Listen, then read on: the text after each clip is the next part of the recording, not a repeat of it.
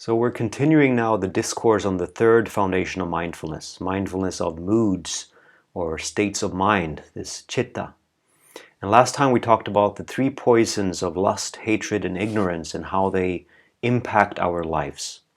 And we saw how by paying attention to these states when they're present and also when they're absent, we can be more intentional and we can start cultivating more healthy states of mind, a more healthy heart-mind. The next set of instructions in the discourse is to be aware when the mind is contracted and when it's distracted, right? And these are states that we often encounter very early on in our meditation practice, where on the one extreme our mind tends to contract, it tends to go inward. There's little energy, there's a sense of inwardness, tiredness, even sloth, and we have difficulties focusing with any real clarity.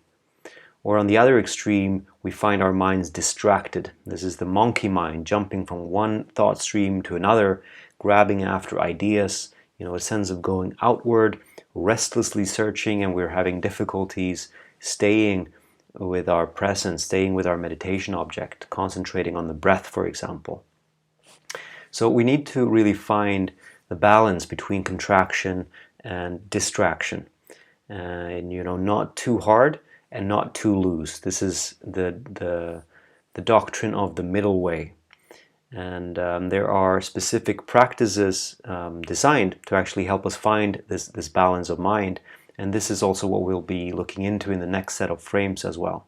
So the discourse goes on by bringing mindfulness to when the mind is expansive and when it's narrow, when we're experiencing higher states of consciousness and when we're low, when the mind is free and when the mind is not free. So without going into too much detail, these instructions can all be seen as further refinements of mindfulness of our moods, right? Of mindfulness of this heart mind. And again, it's like opening the fridge and taking a look at what's there, identifying the contents of our mind. What mood is present in me? How does that mind state actually feel? What is the experience of, for example, a free mind, an open, liberated mind? Another analogy is like bringing up a map and taking a look at where we are on the path. And of course, we should be careful not to confuse the map with the territory, right? The instructions and the discourse is there to support our practice and is useful to the degree that it enhances our mindfulness and our experience in our lives. And the point is that all of these mind states are included in mindfulness. Sometimes we associate certain mind states as being compatible with mindfulness and others not. For example, we may think that concentration is necessary in order to be mindful. But note that we can just as well be mindful of an unconcentrated mind. We can note, oh, the mind is distracted. And this is also mindfulness, right? So we increase our awareness to encompass whatever is here. There's nothing really outside of the practice. So mindfulness can be seen as the capacity that help us deal with these painful or unwholesome states of mind. And we begin by increasing our awareness of acknowledging what is here. We're taking an inventory of the contents of our mind and acknowledging these states of mind, in some way embracing whatever is here without fighting and without escaping. Right? It's like teacher Thich Nhat Hanh says, we're holding our moods like a mother lovingly holding her baby.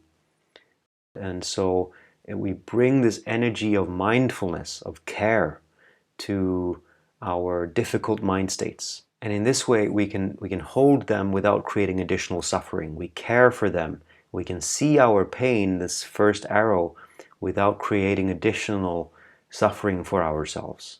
And when we do, we allow for a shift to happen. We recognize that what lies beneath these mind states, and we begin to touch the innate goodness inside of us. So although this shift can be instantaneous, the journey itself is a long one, typically. And we don't change our conditioning overnight. So one metaphor we've been using is that of a garden. So just like a gardener, we begin by studying and identifying different seeds and picking out the ones that we want to cultivate in our lives. And initially, the fragile sprouts, they need very careful attention, but we don't actually need to manufacture anything, and we don't need to control or force anything to happen. We simply provide the right circumstances, right? And eventually the plants grow bigger, stronger, and more resilient, and the garden starts to kind of take form by itself.